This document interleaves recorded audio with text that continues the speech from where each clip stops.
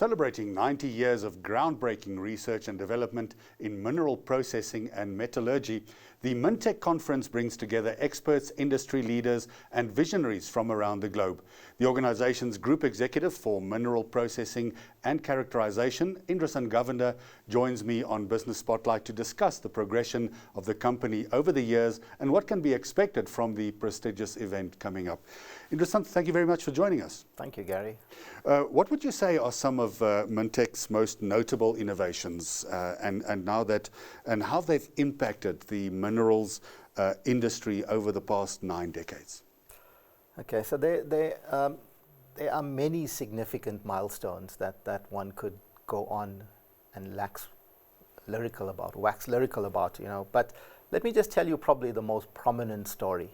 And it's a very tantalizing story because the journey actually began more than 2 billion years ago in the Precambrian period, where the Earth was a very volatile place and lots of volcanic eruptions were taking place.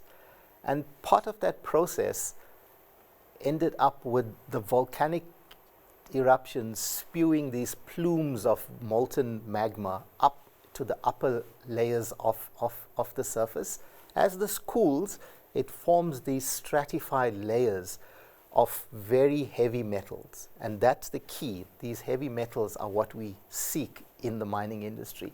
And that process was very frequent, and that cyclical process ended up creating this infusion of these stratified layers of heavy metals. Now when you go to the Bushveld complex, there you would find one of these stratified layers, and that is named the UG2 ore body, the underground level 2 ore body, distinct for its platinum group metals.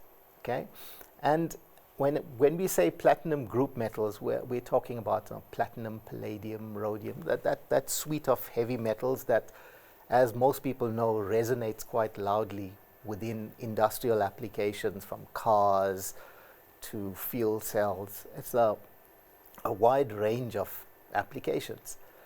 So fast forward to 1970, and this UG2 ore body has been determined to contain more than half of the platinum group metals on the planet. Okay, so this is what South Africa has been endowed with by Mother Nature.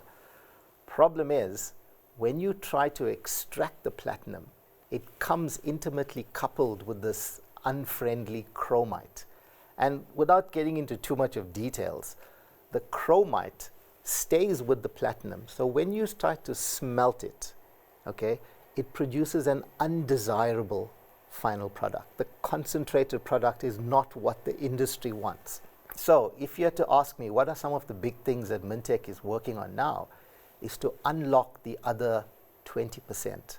And then your $7 trillion could easily become double that because of the exponential growth in the value. The more pure the mineral is, the far greater reach it has in its application. That's a great snapshot. Let's perhaps move into South Africa's mining sector does face some challenges. How do you see Mintek playing a role in helping to address those challenges? There's a huge assortment of challenges, okay? But the main ones are, for example, we've had mining that has been the backbone of this country. And of course, all the easy mining operations are done for. What you have now are these lean, complex ore bodies that you just simply cannot throw the same processing solutions at. So Mintek comes in as the national research provider in the mineral processing space, trying to design fit-for-purpose solutions to tap into these leaner ore bodies, okay? And then, given the history that we have of hundreds of years of mining, what we also have is a lot of waste. Our tailings dumps, our coal fly ash dumps, all of these dumps that are the residual product or byproduct of the mining process are now sitting and littering the landscape. So Mintek is now determined and made this a strategic initiative to develop solutions to tap into those waste dumps in order to extract precious metals. Even Eskom's coal fly ash dumps, we already know, are sitting with precious metals. Even those critical minerals that we hear about as a buzzword in the media, linked to battery production, electric vehicles, those sort of, the main ingredients there are these critical minerals to be able to make those viable. So Mintek is about to be exploring on a national level project to tap into these coal fly ash dumps. Even on the environmental impact, which is now your ESG is a critical requirement now more than ever before. And so a lot of traditional mining operations would produce byproducts that often have carbon dioxide.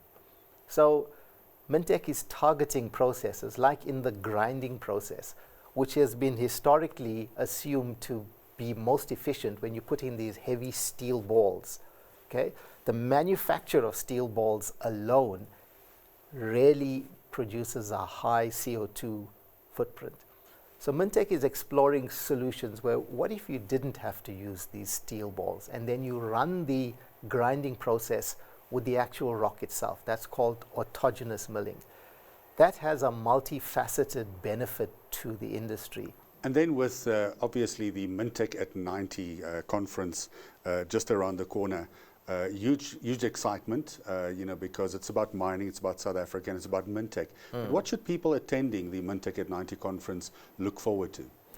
So we've taken care to make sure that the attendees are a healthy mix of industry leaders, academics, and policymakers. And the idea is we would like to get them all together and talk to each other to achieve efficient solutions for the country. So that's one of the things we're trying to do. But there's been a strong fixation on the 90-year history. But what you will learn at the conference as well is what is the future? Where are we going to? And I just spoke about the 4IR space. And Mintek is 90 years old. What that means is we're sitting with 90 years of data. Data rich for the mining sector that is not just South African, not just African, but across the world. And so to address the 4IR challenge, Mintek is developing its own AI, artificial intelligence engines, which turns out to be not a difficult thing to do. It's the data that is king. And if there's anything that a layman would like to understand about AI is if you don't have enough data, you can drop the I. There is no intelligence there. The data is the secret weapon to that. So you will see how we are taking just visual images of a rock, and from that, the large amount of data of these rocks, predicting how they will behave downstream across the minerals value chain. That's how one would use artificial intelligence. We're even going a bit crazier than that. We are having conversations with companies that use autonomous AI-driven robots to go into those mining spaces where humans can't go because of safety and health issues. And soon the world will be seeing autonomous AI-driven robots mining those spaces and extracting value from where we otherwise just could not.